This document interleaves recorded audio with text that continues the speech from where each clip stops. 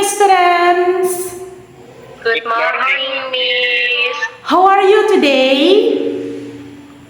I'm good. How about you? I'm good, thank you. Okay, guys. Today we are ready to learn. Please, Ananta, open with the prayer. Okay. Let's pray together.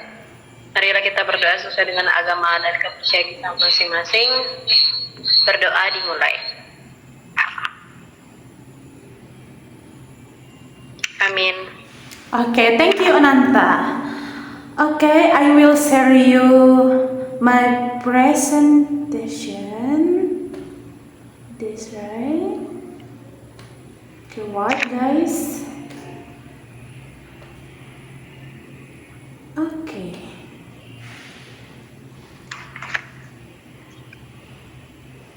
Apakah sudah ada terlihat, guys? Sudah, Miss. Oke, sebentar ya. Oke. Sudah terlihat slide, Miss? Sudah, Miss. Okay. Today we learn about simple present tense. Next. Ananta, can you read the slide? Yes, Miss. Simple present tense adalah salah satu bentuk waktu dalam bahasa Inggris yang digunakan untuk menyatakan kebiasaan, kebenaran umum, atau kejadian yang terjadi secara teratur. Bentuk ini juga digunakan untuk menggambarkan situasi yang bersifat permanen atau fakta ilmiah. Oke, thank you, Ananta. Jadi guys, kita akan mempelajari tentang simple present tense, yaitu bentuk waktu dalam bahasa Inggris yang digunakan untuk menyatakan kebiasaan atau juga kebenaran umum. Contohnya seperti Ananta sarapan nasi goreng setiap hari. Itu merupakan kejadian yang selalu berulang-ulang, yaitu setiap hari. Oke. Next slide. Nah, di sini Miss sudah menuliskan rumus-rumus dari simple present tense. Yang pertama adalah rumus dari positif. Herdi, silahkan dibaca rumusnya. Rumus positifnya subjek plus kata kerja, bentuk dasar, verb 1 plus objek. Untuk subjek orang ketiga tunggal he, she, it. Tambahkan akhiran s atau es pada kata kerja. Oke, thank you Herdi. Jadi rumus dari simple present tense yang pertama yaitu positif adalah subjek, kemudian plus kata kerja atau verb 1, kemudian ditambahkan dengan objek.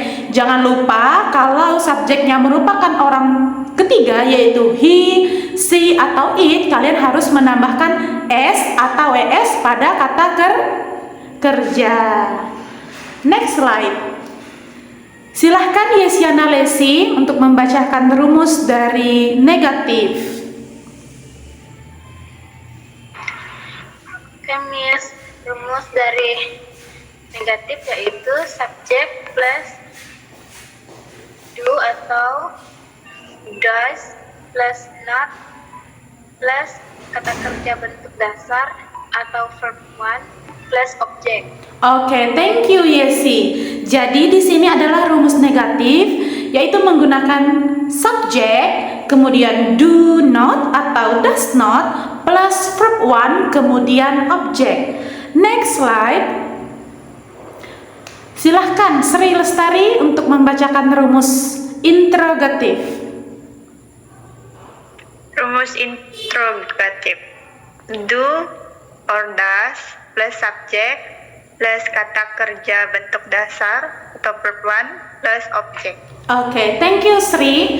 Jadi interrogatif itu adalah kalimat tanya. Good. Rumusnya adalah do or does plus subjeknya plus kata kerja bentuk dasar atau verb one, kemudian plus objek, jangan lupa diberikan tanda tanya. Good. Next slide. Nah, di sini Mi sudah memberikan contoh dari kalimat positif, negatif, dan juga interrogatif. Untuk kalimat positif, silahkan Dito Aditya untuk membacakan contohnya. Example positive. First, I need breakfast at 7 a.m. And second, she walks to school every day. Oke, sama-sama ya. Di sini contoh yang pertama, I eat breakfast at 7 a.m. Itu apa artinya di dalam bahasa Indonesia? Saya sarapan setiap jam 7 pagi.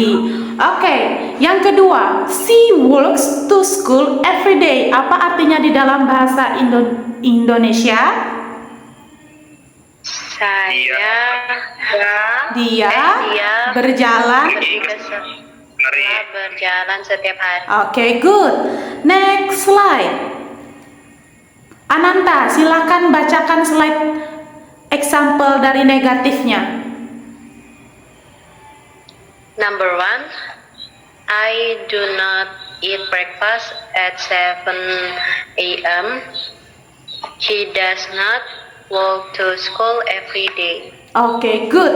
Jadi, contoh dari negatif yang pertama adalah I don't eat breakfast at 7 a.m. Jadi, yang pertama saya tidak sarapan jam 7 pagi.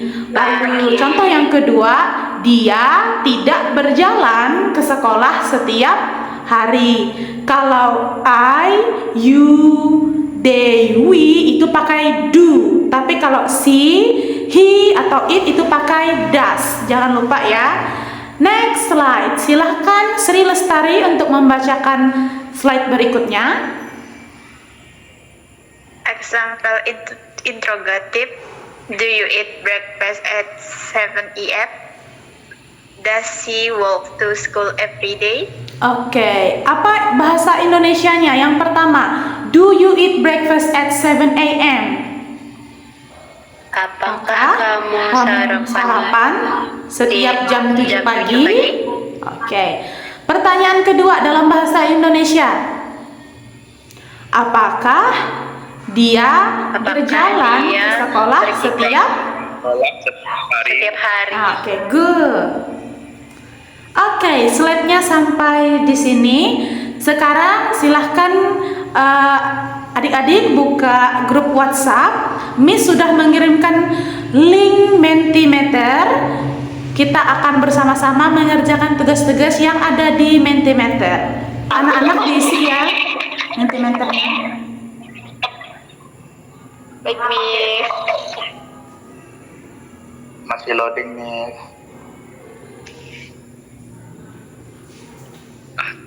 Silahkan diisi. Sudah? Belum, Miss.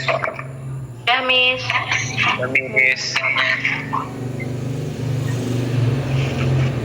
Pertanyaan kedua.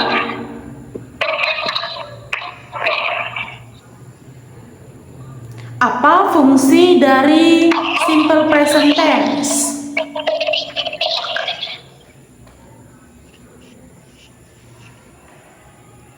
Siapa yang menjelaskan fakta ini? Ananta, Miss. Herdi, tolong di-unmute dulu itunya, Google Meet-nya. Siapa yang menyatakan kejadian pada saat itu? Jawaban ketiga, menjelaskan aktivitas sehari-hari. Benar. Kemudian menyatakan kejadian yang berulang. Benar. Next question. Berikan contoh kalimat simple present tense yang menggambarkan rutinitas harian. Seperti yang Miss berikan contoh kepada kalian tadi. I eat breakfast at 7 a.m. Itu contoh rutinitas harian. Jawaban pertama, I wake up every morning. Oke, benar. Jawaban kedua, I wake up at 7 a.m. every day. Oke, benar. Jawaban ketiga, he give money to me yesterday. I think no. Yesterday itu kalimat lampau, bukan kalimat simple present tense. Kalian bisa ganti he give money to me every day. Nah, itu bisa termasuk simple present tense. Next question. Oke. Nah, silahkan. Kalian bisa menjawab they do not like spicy food. Ini termasuk jenis kalimat apa? Yang pertama negatif, pilihan kedua positif, pilihan ketiga interrogative. They do not like spicy food.